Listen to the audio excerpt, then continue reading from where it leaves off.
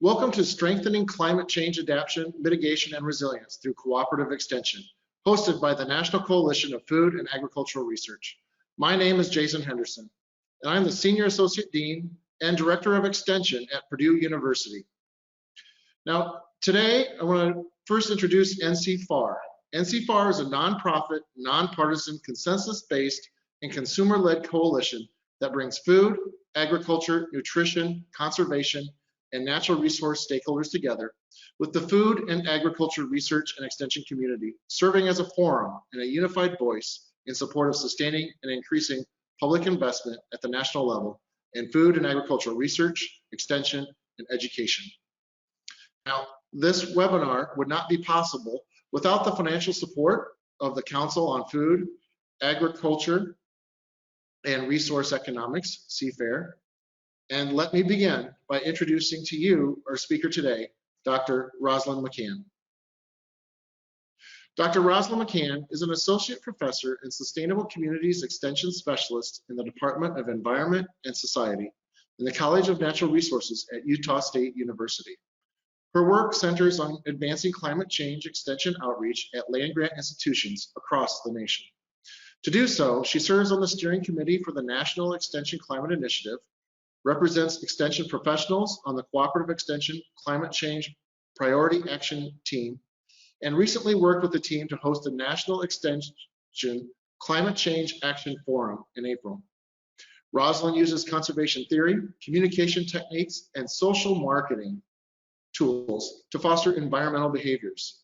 She teaches communicating sustainability, serves on the planning committee for the National Extension Sustainability Summit, has compiled national databases of sustainability, climate, and extreme weather-focused extension programs, and is the coordinator for Utah's Farm Chef Fork, the USU Permaculture Initiative, and Sustainable U Kids Camp.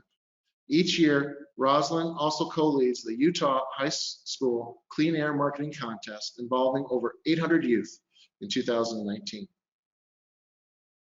But before we start, we want to explain how to ask questions during the webinar to make sure that the audience knows how to engage. During the webinar, you can put questions to one or all of the speakers by typing it into the box in the control display, assessed by clicking on the question drop-down as shown on the slide, and sending it to the organizer. So, as we get started, now I want to hand the webinar over to Roslynn McCann, who will start us off with her introductory remarks. Thanks so much for that introduction, Dr. Henderson, and thank you all for attending today. I'm really excited to share some of the great work in our U.S. Cooperative Extension system and also challenges to moving forward with this type of programming. So regarding climate change, our president recently released an executive order on tackling the climate crisis at home and abroad. Within the urgency of the situation before us is highlighted, and I'll give you a minute to absorb that on the next slide.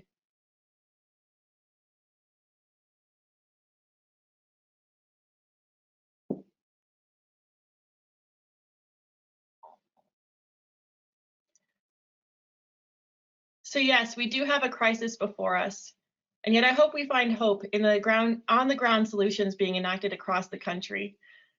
And so today's presentation will involve me diving into some specific examples from Cooperative Extension. But before I do so, I'm curious what solutions you all are most excited about. So we have a poll that we're going to launch now, and I'll wait to see the results before I move forward.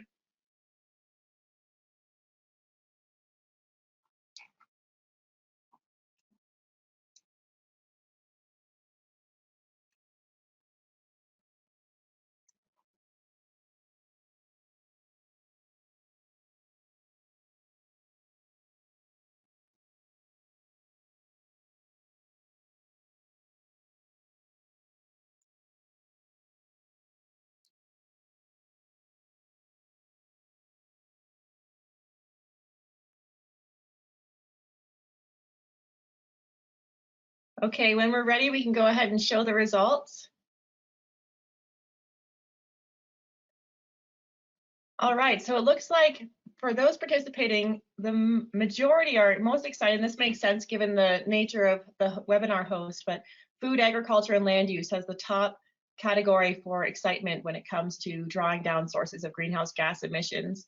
And electricity was second, and industry and buildings were tied as third, and then transportation was fourth. And those categories actually come from Project Drawdown, and it's helpful for me to see where the audience interest is as I dive into some examples in today's presentation. So Project Drawdown is the world's leading resource for climate solutions, and I reference Project Drawdown pretty often in my extension work, and they're really helpful when looking at what are our top hitters when it comes to how do we draw down our greenhouse gases in the atmosphere. So as mentioned, I am a Sustainable Communities Extension Specialist. I'm based off the USU Moab campus. I'll talk some about my presentation today, but I really want to focus a lot of today's presentation on the great work happening in the cooperative extension system when it comes to climate change across the country. So go ahead and switch the slide for me. Thank you. So as the outreach arm for 111 national land-grant institutions, including those representing and serving historically oppressed and underserved communities in our country, the Cooperative Extension System has established trusted relationships across the United States in all 3,140 counties, parishes, and boroughs. So we represent 32,000 university-based extension educators nationally, coordinating 2.8 million volunteers. And I'm part of that arm, and I also coordinate volunteers in my own initiative here in Moab and across the state actually of Utah. So extension professionals are change agents providing outreach on university research and education to the general public, and we have a critical role to play in advancing climate change solutions. Next. So given Extension's national presence and excellent track record in researching and delivering locally relevant science, in the recently released USDA Climate Smart Agriculture and Forestry Strategy Progress Report, the authors emphasize that, and I'm quoting here, education and outreach efforts should also include the use of extension services and partnerships with 1890 and other land-grant universities, historically Black colleges and universities, Hispanic serving institutions, and tribal colleges and universities. Later in the same report, the authors note, investment in research and development, education, and extension activities can also increase our collective understanding of whole system responses to current and projected climate change, as well as environmental impacts of agriculture and forestry and activities. And I can't agree more with that statement. Extension has over 200 unique programs that address aspects of climate change education, including mitigation, resilience, and adaption. If we factor in programming around water conservation, nutrient management, nutrition, energy, animal agriculture, and other programs that indirectly tie to climate change, that number would likely jump tenfold. So now I'm going to give you a taste of some extension programs that are offering hope in solutions. Let's start with Purdue. Go ahead and switch to the next slide. So first, Extension provides tools for communities and farms to develop cost-effective, climate-sensitive management plans. So Dr. Henderson, who we heard at the beginning of the presentation, actually is from Purdue University. And in Purdue, a team in Indiana developed a tipping point planner. This is an interactive web-based tool that helps communities calculate tipping points, explore what-if scenarios, and estimate the costs and benefits of taking certain actions. So that's one example of an extension program that is addressing this crisis before us. And let's switch to Nebraska next. So Nebraska Extension's Weather Ready Farms designation program is designed to improve or increase resilience towards the impacts of extreme weather on Nebraska farms. Now let's jump over to Ohio. So Ohio State University's Extension Sustainable Development Initiative, or SDI, provides community planning, educational resources, workshops, curricula, and research. Since 2000, SDI has designed and guided 11 communities in developing plans built on sustainability. Next, let's talk about water and switch to Texas. So Extension is helping individuals conserve water and improve water quality in light of changing weather systems. In 2009, Texas Extension water conservation programs reached more than 1.9 million people, increasing their awareness and adoption of water efficient use in their homes, yards, and farms. These programs have resulted in an estimated annual savings of 3.1 billion gallons. That's enough water to supply 28,100 households for a year. These water savings are worth about $11.2 million. So as a result of water quality programs, 9,300 residents learned about the causes of water quality issues in their watersheds and ways to manage these issues. Participants have taken a range of actions, including repairing failing septic systems, installing stormwater management structures, setting up pet waste stations, and implementing better water, fertilizer, and waste management practices on farms. So improved water quality has reduced water treatment costs in some areas and has helped protect clean water for drinking, recreation, fish and wildlife, and other uses. As a result, multiple Texas watersheds have been removed from the EPA's list of impaired water bodies. So continuing with water, let's move over to Florida. Septic systems are one of the major sources of well contamination, and Florida Extension has increased government officials and residents' understanding of private well management, septic system maintenance, and the importance of protecting Florida's water. Programs reached over 400 people in 2019. 59 participants had their septic tanks pumped in 2019, preventing an estimated 1,003 pounds of nitrogen from leaching into groundwater, and many other participants plan to do so as well. Next, let's move over to my end of the world here in the US to New Mexico. So in New Mexico, researchers developed a method that predicts major shifts in the Rio Grande Basin's hydraulic system and identifies locations of disconnection between surface and groundwater. So pretty neat work happening over at New Mexico State University. I'm going to bounce back over to Michigan now as I tie into some new innovative programs that are coming up in the pipeline and Extension. So Extension provides communities and municipalities, including youth, with information tools to help them to adapt to a changing climate. So at Michigan State University, you can see here the cover page for this program. Their climate outreach team fosters dialogue with rural and urban communities, as well as stakeholders involved in economic development, natural resources, and our youth. This multidisciplinary approach fosters a greater understanding of each group's needs and contributions to create and improve social capital in communities. The team is also well positioned to identify and assemble resources, as well as develop training materials and webinars on risk management strategies. And then in Vermont, the University of Vermont offers Teens Reaching Youth, or TRY. This is an environmental leadership opportunity for youth grades 7 to 12, and it's a team-led environmental education program with an embedded service learning component designed to teach environmental literacy and responsibility to younger youth. So TRY for the Environment includes 4 program areas: renewable energy, waste solutions, food systems, and forests and trees, to connect young people to real-world environmental problems in which they can be key change agents to help create real-world solutions to complicated issues like climate change. So that was a little quick tour across the US, and I'm going to just land in Utah for sharing a couple of my own programs to give you a snapshot of something more personal on my end of work that I'm engaged in.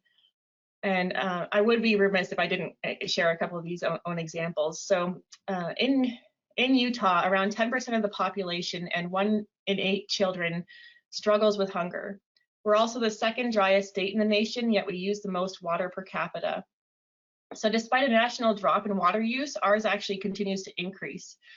Our standard form of landscaping is water intensive and increases our vulnerability in light of projected climate change impacts for the Southwest. And I don't blame this on individuals, and I always say that in my programming. It's more of a systemic issue in our society that stems from aristocracy in Europe, and is something that we just need to move away from. It is the ideology of lawns being our standard form of landscaping, especially in arid deserts. So as a result, I launched the USU Permaculture Initiative in 2013 based on research and practice of what techniques work well in the desert. And this initiative is launched to provide solutions-based framework for systems level thinking and regenerative living. Permaculture is a whole system design approach mimicking the diversity, resiliency, and functioning of natural ecosystems. And the initiative provides people with knowledge and practical skills to improve their quality of life and self-sufficiency through perennial food and forage, water conservation, healthy soils, pollinator habitat, and systems level thinking. So in launching the initiative, I developed 2 permaculture teaching gardens on campus. One is up on main campus in Logan, and the other is down here in Moab. And I'm going to give you a taste of what that garden looks like. So let's switch to the next slide. So the first picture is from 2013, And this was the original landscape that I had to work with. And there was a project being implemented to repave the parking lot, yet several of the parking spaces were unused. So we're adding to urban heat island effect for no reason. And I received approval to actually take out some of the parking lot and put in a paradise, I like to say, and create the permaculture teaching gardens. And as a result, we're able to practice with those gardens how to grow food with little to no municipally treated water in an area that receives just 9.5 inches of rain a year. So let's switch to the next slide and I'll show you how I did that. So I brought in a designer, Jason Gearhart, who helped us to implement the earthworks and the planting scheme for the site. The earthworks are extremely important in that the swale you see in the middle in this rain event, it pulls water off the roof of my building into a swale at a 2% grade that slows, spreads, and sinks rainwater into that soil as much as possible. The campus is located near Pat Creek, so any groundwater that we can take away from a storm surge is beneficial, and this site is really efficient now at doing that. And so you see the swale system, but also the neighboring, that large brick wall you see in that picture has gutters and downspouts. And when it rains, all of that gets infiltrated either into the garden, or I'll show you in a different picture, a series of slimline tanks that take that water and store up to 3,000 gallons of rainwater. So go ahead and switch to the next slide. I took this yesterday. So this is what the site now looks like. And you can see that we have a pergola providing shade in the summer months and then allowing sun infiltration in the winter through the grape leaves falling off of those vines growing up, and 3 different varieties of grape growing on the pergola. We're growing an overstory of primarily food production, and then an understory that's functioning as an ecosystem of pollinator attractors, nutrient accumulators, nitrogen fixers, and or root stabilizer, soil stabilizers. So the plants are serving at least one of each of those functions, and we intentionally plant them around the trees that could benefit from those functions. So it's thriving now, and we barely have to use municipal water in the arid desert, which is really amazing to see. And right now I'm harvesting currants from the site and cherries, Nanking cherries and Utah giant cherries. And soon we'll have figs and all other sorts of things coming in as the growing season continues. Let's switch to the next site. So given our close ties with the community, and this is the case for extension programs across the country, we welcomed over 40 volunteers on our garden planting day. And on that day, we implemented most of the earthworks and plants and achieved all of that in just one day, so 8 hours. Extension can mobilize efforts like this to efficiently enact changes at the local level. And these were members of the community representing all walks of life, so county government, professors, students, interns at a nonprofit that builds straw bale housing for low-income families. There's a whole range of individuals in this photo, which was great to see them all come together. Let's go to the next site. Or next page, sorry. So this is an example of the urban ecology we created in a space that's in a lot of areas is no more than 10 feet wide a year, and or 10 feet wide in space. And so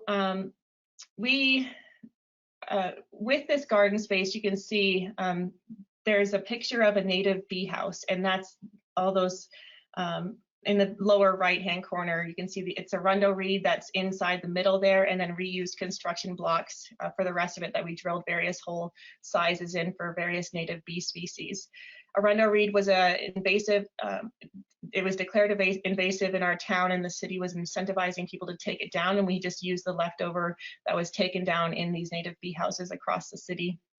And so why are native bees important here? We have over 500 different native bee species in Moab alone, and the arid desert, the Colorado Plateau, has an amazing array of bee species. And for example, the southern half of Utah has more bee diversity than the entire eastern US east of the Mississippi.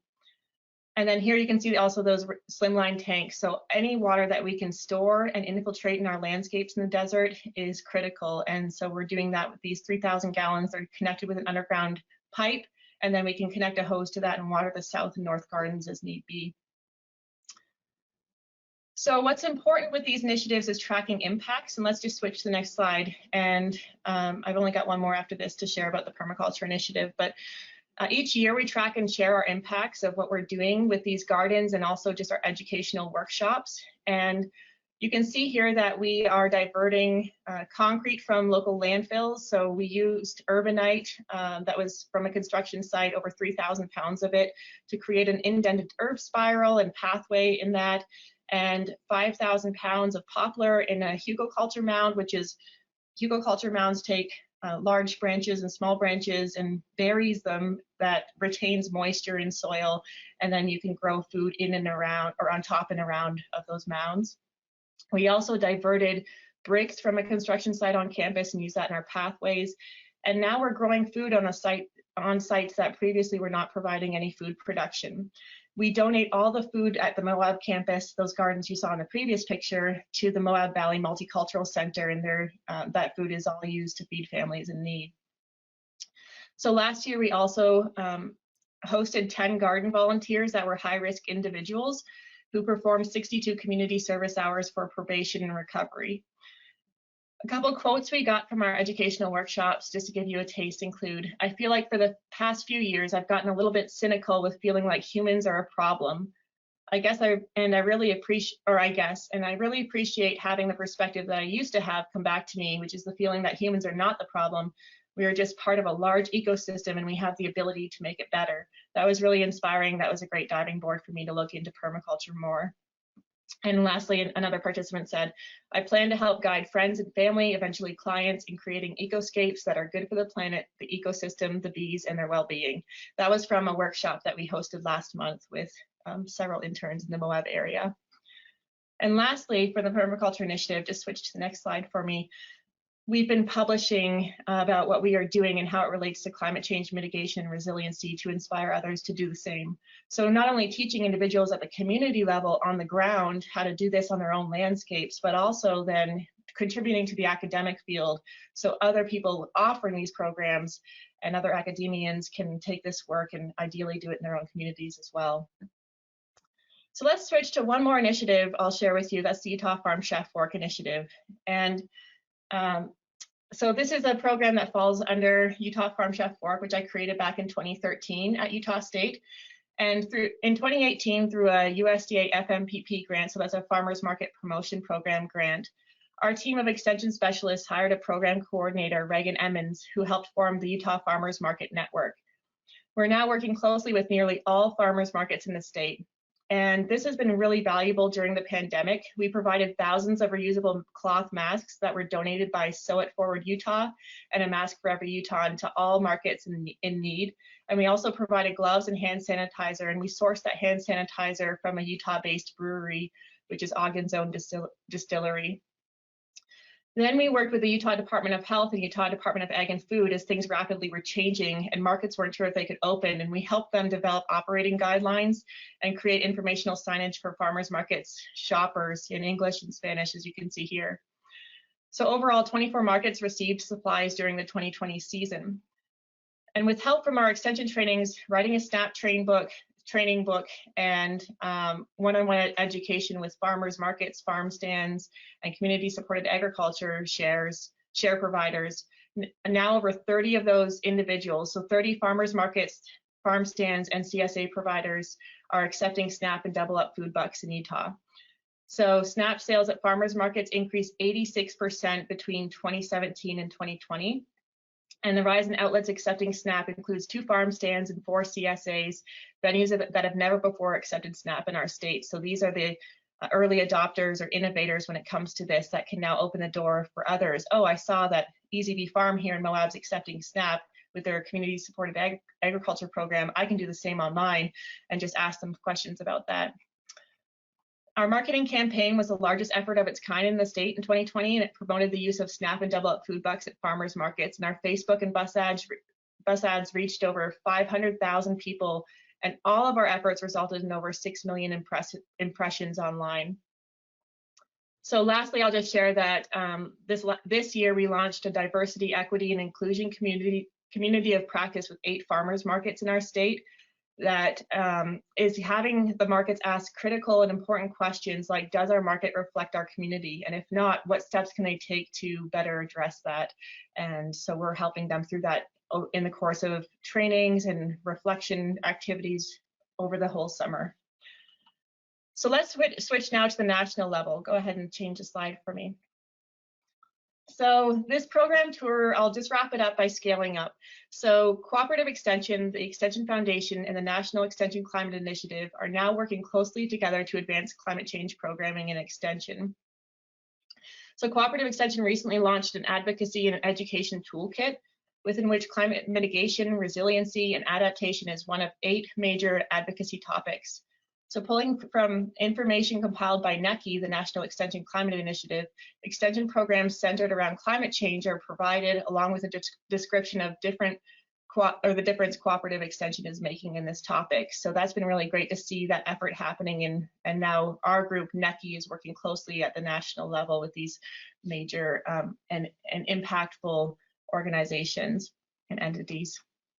So let's switch to the slide about NECI and learn a little bit more about what NECI is. So NECI was collaboratively formed by extension professionals in 2019, knowing that there was a need to bring people together to talk about this type of work and how to advance it forward. And it now consists of over 500 active members nationwide.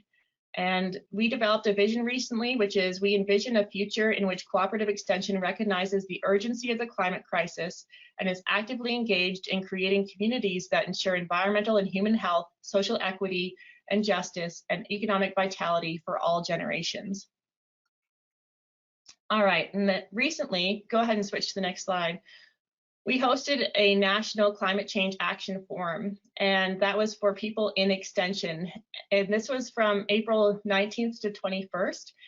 And this, on day 1 of the forum, we hosted federal leaders. On day 2 was regional and state leaders. And day 3 was those of us on the ground, the extension professionals, to ideate and come up with a set of action items that we present back to the federal level of here are the things we need to move forward in our work.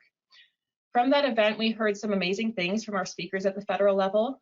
Mr. Bill Hohenstein, director of USDA's Office of Energy and Environmental Policy and Office of the Chief Economist, said, the cooperative extension system can be a force multiplier to extend the reach of USDA programs and presidential priorities for climate change. Dr. Carrie Castile said, who is the USDA NIFA director, no idea or action is too small, but inaction is not an option. You can see that in the image created by Audie Lee Brown there with the bees. That's her quote. And Audie captured all the major quotes and essences that came out of this action forum. Dr. Carolyn Henney, Executive Director of Cooperative Extension, said, elevating and amplifying action. This is really what we're working towards in the Extension Committee on Organization and Policy towards or across the cooperative extension system. So yes, amplifying our action. And lastly, Dr. Cola Garber, Deputy Director of National Sea Grant College Program, said, we need to make the time to reach out to others and build partnerships that are more cross-disciplinary. Participants, each day we had over 200 participants in this action forum. And the final day, we heard back many impactful quotes from people attending. One of those was from someone who works with North Carolina Cooperative Extension. And they said, what I didn't expect was that I would come away with renewed hope. I think that Extension is in an excellent position to take on a leadership role in fighting climate change, and I'm so happy to see our Extension leaders committed to this important endeavor. Go ahead and switch to the next slide. So we've been pretty busy. This was mid-April, and now right after that, we were asked to respond to the executive order on the climate crisis. So I'm going to have you read every word on the slide. Just kidding, we're not going to do that. But I do want to point out just the list of collaborators you can see on the bottom of the slide there. There was a huge team of us across the country that came together to help write this report. And no one's name was listed on this report unless they actively contributed to some of the bullet items that we provided. So this was an 11-page report of actionable items for the federal government on how to move forward on this issue that was crafted through the expertise of those of us working in the field across the country. And that was a really, the timing was right after our forum, and it was amazing to see this team come together and pull this together so quickly. So was glad to see us mobilize to provide a depth response to that executive order. So I've just thrown a lot of information at you all, and I'm going to now summarize it. So let's move to the final slide of my tour, at least. So you can see from this presentation, this is a picture of an extension educator here in Utah teaching youth about our natural resource and watershed issues. And so in this presentation, there are many incredible efforts occurring across the country. However, there remain significant barriers to accelerating this work. In our interviews with leaders in extension climate change programming, so this was for my summer research that was last summer, we interviewed people leading this type of programming across the country and asked, what are your barriers? What are your strategies for success? And how can we expand these efforts moving forward? Through talking to these individuals and coding that data, we learned that many have had a difficulty finding a home within our land-grant university's siloed structure in traditional program areas, given the interdisciplinary nature of their programming. So climate change crosses the spectrum when it comes to issues we teach at the university, and there needs to be a more concrete home so that when there's budget cuts, it's not the easy cut from the university system of these people that are more engaged in systems level or interdisciplinary work, but we constantly see that. So just feeling more stable in the university structure is needed. We need federal support for advancing interdisciplinary programming, full-time positions in extension to advance climate change, and that is both in the science and communication side. So as public service of the land-grant system and federal agencies that support it, we have a responsibility to actively and publicly serve the public interest on the most consequential issues facing humanity. We're currently doing so, but the scale and support structures need to be drastically increased. In the next decade, we literally stand at the precipice of determining the prospects of organized human life as we know it, and there's no greater challenge, and extension can be on the front lines of advancing solutions with better support. Thank you. Well, thanks, Roslynn. Now that you've finished presenting, we want to turn it over to the audience for questions. If you have not done so already, please send any questions you have to the organizer via the control display and the GoTo webinar. And with that, I want to start off with one question. So Roslynn, a lot of times we talk about some of these mitigation or adaptation and resilience strategies, and some of them have short-term impacts and some of them have long-term impacts. What are some of those that have, you think, you start off your poll question of different, which ones kind of where to focus on. What do you see as some of the most promising probably on the short-term impacts, and what are some of those that we need to not forget about because they have long-term impacts in adaptation, mitigation, and resilience? I think that what first comes to mind, and I'd love to hear your opinion on this as well, and I'll pass your question back to you in a second, but one thing that is more long-term and doesn't provide immediate impacts is providing job trainings for people who are moving out of the fossil fuel industry. So in my state, for example, we have many communities that their coal plants are shutting down. They're losing their jobs working in the fossil fuel industry. To avoid those individuals going on unemployment or feeling bitterly about renewable energy because they've lost their jobs as a result, we should be stepping in and providing those job trainings for individuals to land better careers in renewables or other fields. And I think that's more of a long-term vision, but it's something that I see as a big need, especially in my state. Mm-hmm. What do you think is more long-term?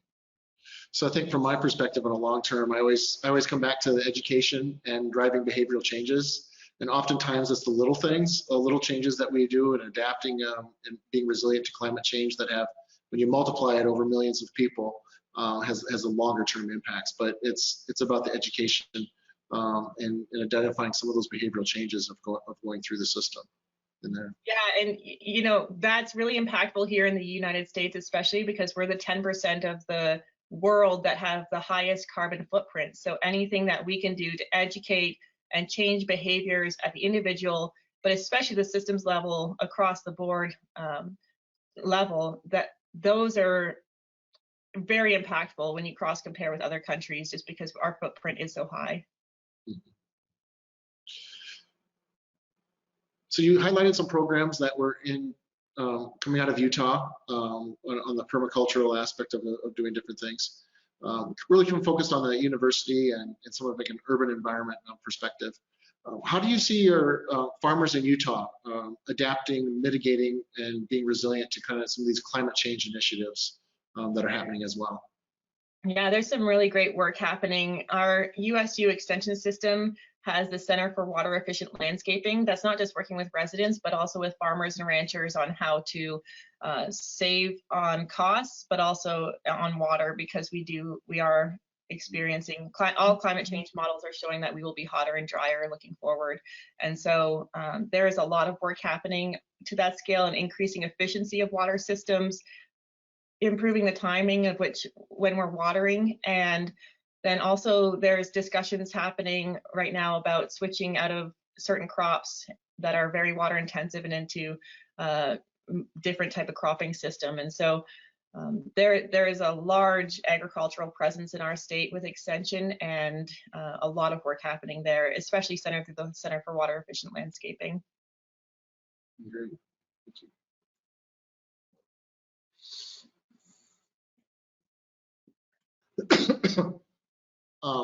Just remind people to go ahead and put additional questions in the chat that come forward in here.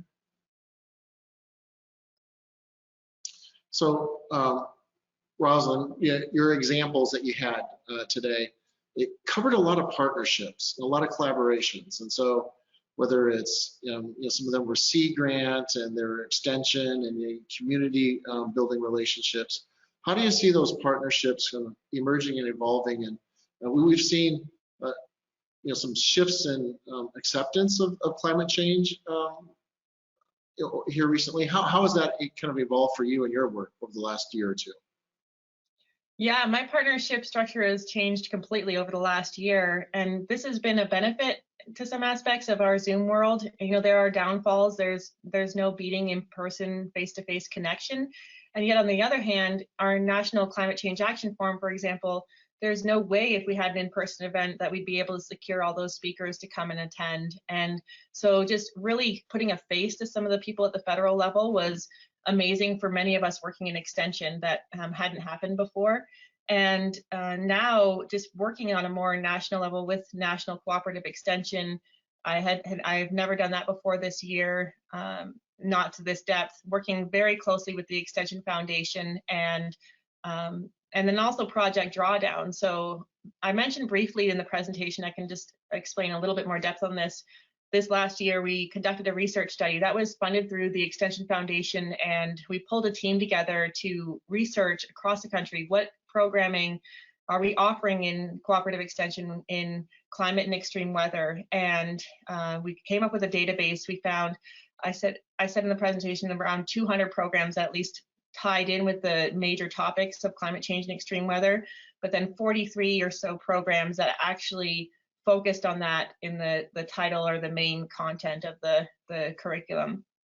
And in finding those 43 programs, that's when we wanted to find it more depth of who are these people offering these programs, what have they experienced at their institutions.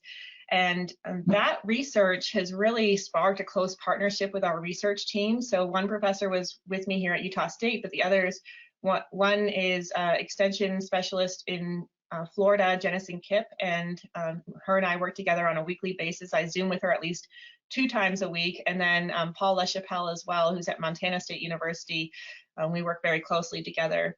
But the NECI community really feels like a community, even though I haven't met many of the people in person, because we do talk so often. People are sharing their stories, they're reaching out about opportunities, and it's just very active. And there's a longing for this type of work. Many of the participants in our action forum said they were so relieved to finally see us openly talking about this in the extension system. And not to say it was disapproved at all institutions, but it just wasn't openly discussed very often. And so to have a forum where that was actually the conversation was pretty incredible for a lot of people. They've since reached out, people in Hawaii, in New Mexico, all across the board, and now we're having regular conversations. So those connections have definitely improved in partnerships.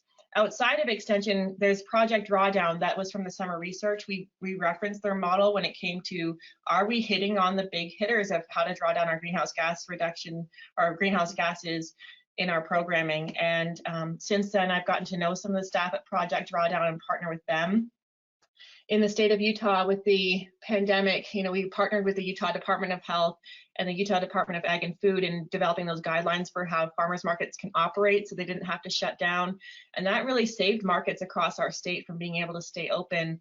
And yeah, I think new partnerships like that are going to continue to come down the line as our state agencies lean to us for answers and for our on-the-ground contacts. So I like to pride myself that those of us in Extension who are working at the county level and at the state level can really mobilize volunteers very well and make work happen. Like we saw all of our permaculture gardens here were installed in a day, and we had to do some fine tuning afterwards, but the major heavy work was done in one day. And I think you can transition a site now that is drawing down carbon through perennial plantings and is growing food that's being donated to the multicultural center serving families in need and is relying almost entirely on rainwater is pretty incredible. And yeah, partnerships, I'd say that's one of our strongest points. You could talk to anyone across the US Extension system and they will say probably that their strength is a connector, and that's what we do. Yeah. Exactly. So one of the hot topics, everybody's talking about incentives. I'm an economist by background, and we always believe in incentives and doing different things. So people are talking about carbon markets. We're getting a lot of questions at Purdue. There have been conversations about the role of carbon markets as incentives and changing behavior on that in Utah. It is coming down the pipeline. Those more specialized in that topic have been bringing it up. And, you know, as a social scientist, it's not what I dive into personally, but it was one of our recommendations on the executive order was to really look at not just the promises, but also the pitfalls of carbon markets, because, you know, there are some problems when it comes to carbon markets. And I really think that those experts working on that within our extension system could have a lot to offer there. Have you seen much in Indiana with that? So we've been getting a lot of questions. I think a lot of my counterparts in the Ag Econ department have been having a lot of questions in there. In fact, I'll give the shameless plug of on June 24th, lunch hour, the Center for Commercial Agriculture at Purdue is having a webinar on carbon markets for U.S. row crop producers. And that's a lot of them really talking about from a row crop producer's perspective, how are they going to think about carbon markets? They've been doing a lot in terms of climate change. I think in Indiana, we've been really big on soil health and cover crops and doing those types of plantings historically. And now it's looking at other ways to address climate change through adaptation, mitigation, and resilience. So, and I know other counterparts across the country will be coming up with you know, local presentations and local information on carbon markets, because you can design them well or you can design them poorly, and they'll have spillover effects and all these other externalities. And so it's just, how do we think about doing that? So June 24th over the lunch hour. Great. Yeah. If you get a chance, if there's a link that you could plug into the chat. Yeah, I think so. I will do that. So I'll just say real quick while you're doing that, the USDA did recently release a call for proposals that was really exciting to see. And I know many colleagues, including myself, that are engaging in that call for proposals, but it is to better connect those of us in Extension with the USDA climate hubs. And so far, we haven't had a direct incentive like that to work directly with the hubs. We know they're there. We pull their information sometime, at least, or sometimes at least some of us do. And now to have this funding op come through that says, we want you to be directly partnering with the hubs, co-creating material to launch across your region. That is really neat to see. And so that funding op is due this summer, and I think we'll see a lot of progress in Extension of working better with the USDA hubs because that's being incentivized through this funding op. And I hope to see more funding opportunities like that coming down the line. It's great to see now at the administrative level, we've got money coming in. At least it's starting to come through, like that funding opportunity that is creating these connections and furthering this type of work. And I hope they keep seeing that coming forward. Yeah. No, I think there's a lot of interest in here and adaptation in there. So with that, I think I've not been able to see the chat on there. So I'll ask our host if we have any additional questions that have come in.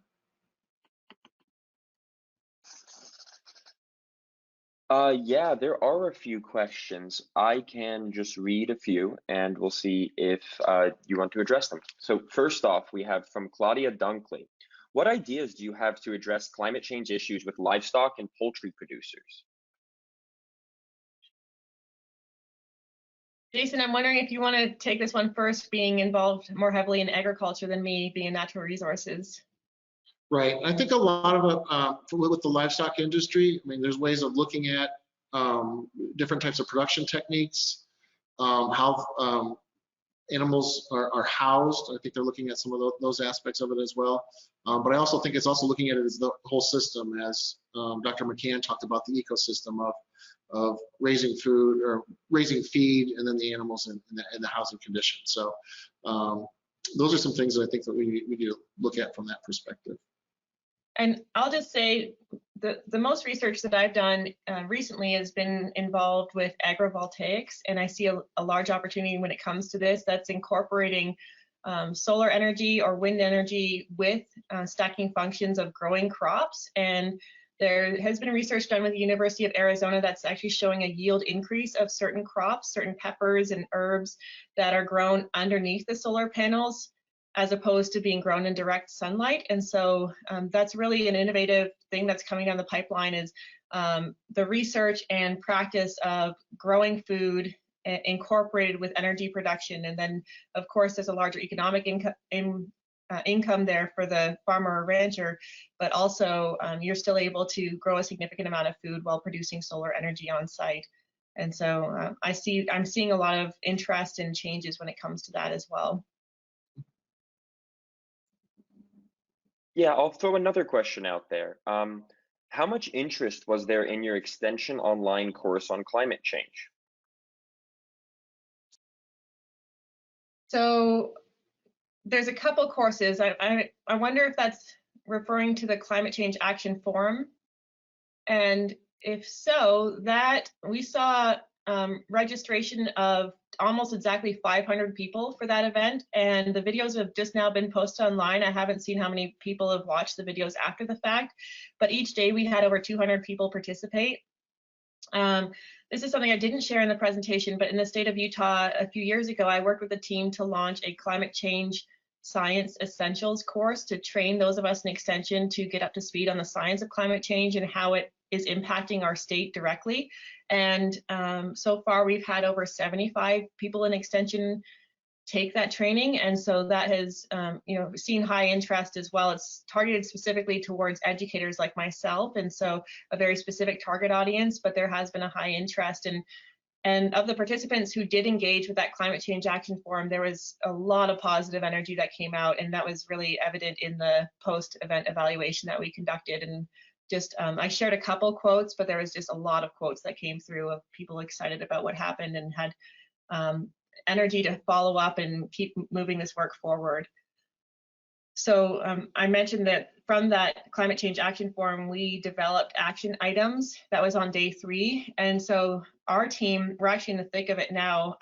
My deadline is that by the end of the day tomorrow, I'll have a draft ready of the action items that we want to present back to the federal level and say, here are specifically what we need to move forward. And here are the people, kind of a matchmaking is what we're doing now with the help of an employee from USDA of who could best address which items. But we will present that and say, this is what we need to move forward. And then we're forming subcommittees that will help ensure that this work continues to move and isn't just shelved and then nothing changes as a result. So there was a lot of people participating. I would say, given the specificity of the event, targeting extension directly, and also just a lot of amazing things coming from it. So it didn't just happen, one and done. We're moving forward now with what was discussed and presenting that. Alrighty, I got another question. This one definitely could be answered by both of you or either one of you, which is, for states without active sustainability programs, what work is being done to encourage them along? What would help?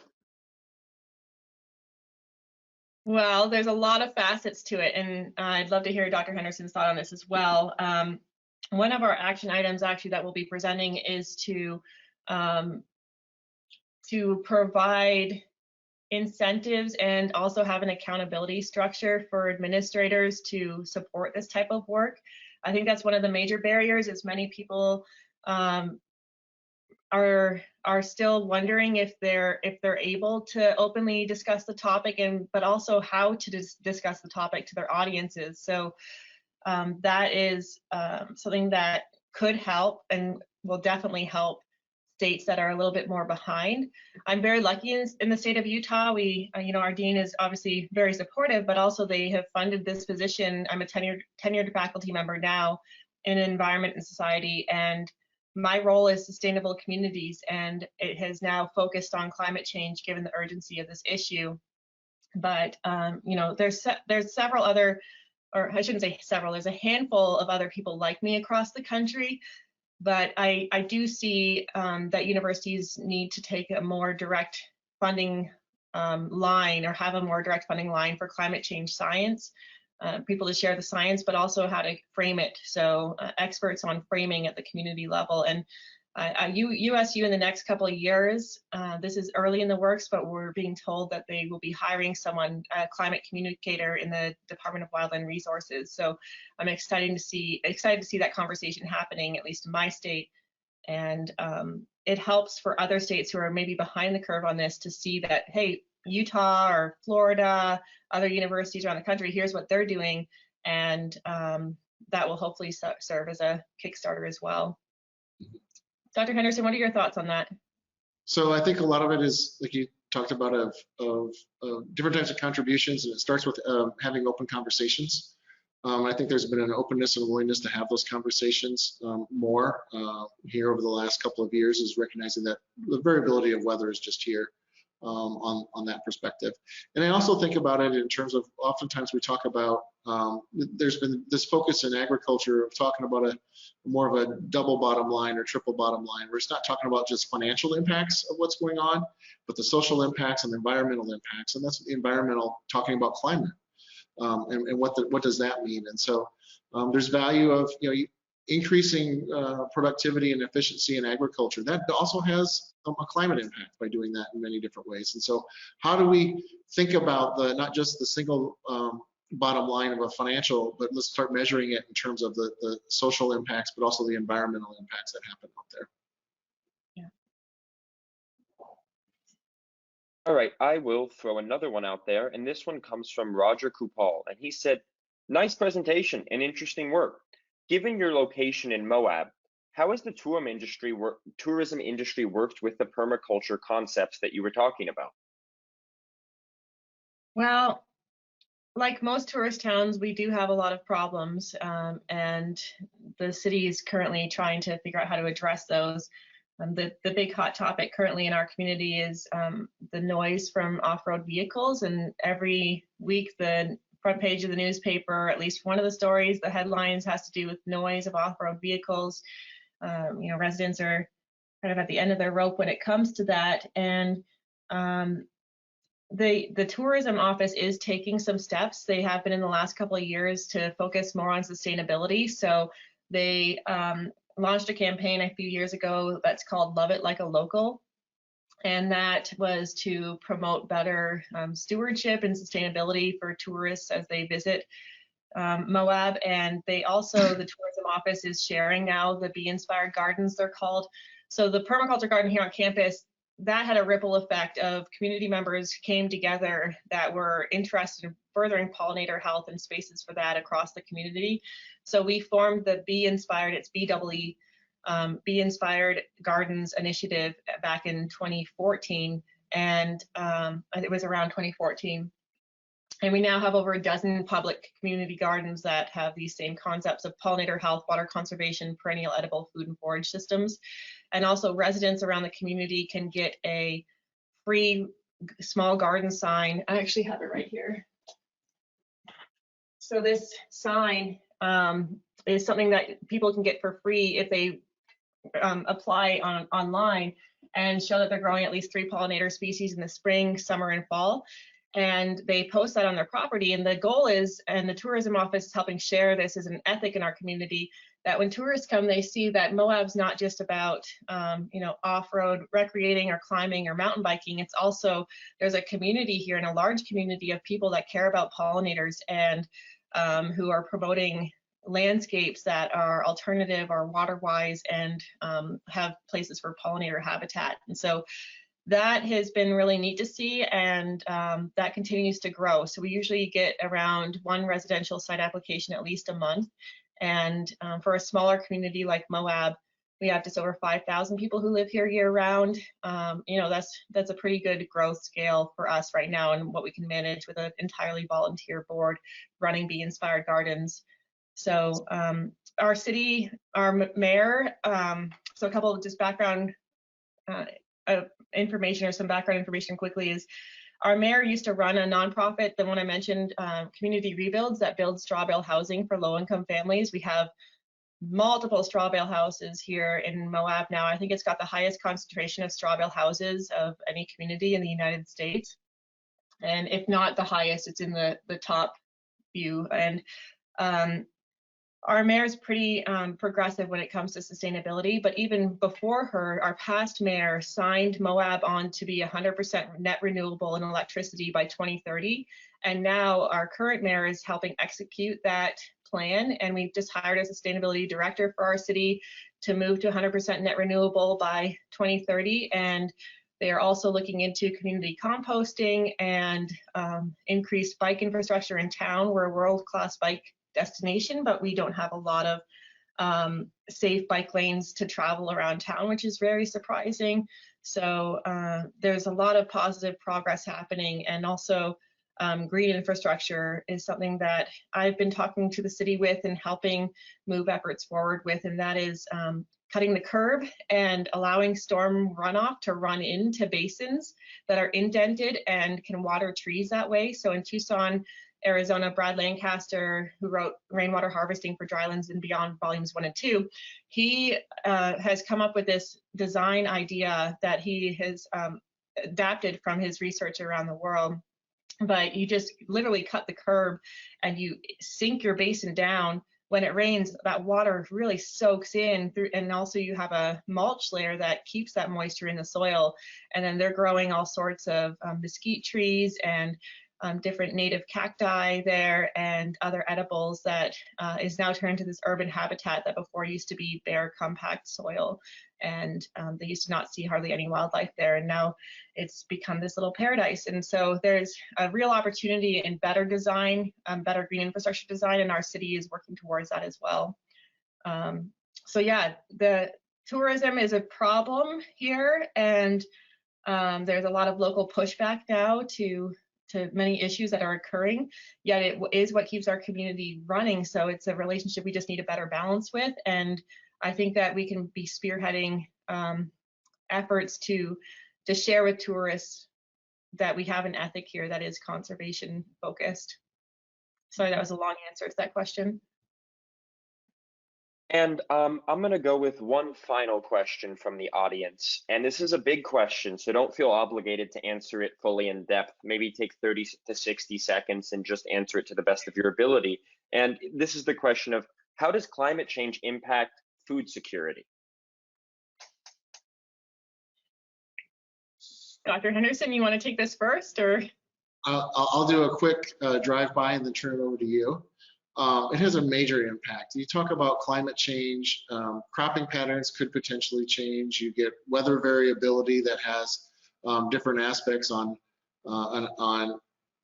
crop production. I just joke that here in the last few years in Indiana, we've had floods and we've had droughts oftentimes within the same month. And so the variability that you have and the impacts that it has on crop production and the timing of it just has major changes. Impacts where it is, and on those types of things. I think of 20 years ago, 20, 30 years ago, we never grew soybeans in South Dakota very much.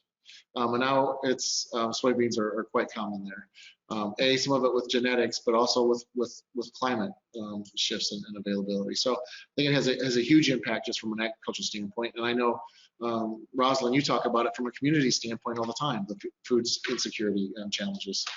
Yeah, and the research is behind that this is going to be a major issue for food security. So already, combined with warming temperatures, growers will face longer frost-free seasons, reduced yields of tree fruit and wine grapes here in the Southwest, stressed livestock, increased agricultural water demand with decreased water availability. So some major hitters coming down the line that are impacting, this is just the Southwest alone, but on the national level in 2017, the National Young Farmer group conducted a survey with 3,500 young farmers, and 66% of them reported experiencing significant climate change impacts, including unpredictable weather patterns, more severe storms, increased pest pressure, increased uncertainty in water supply, and/or increased rate of disease.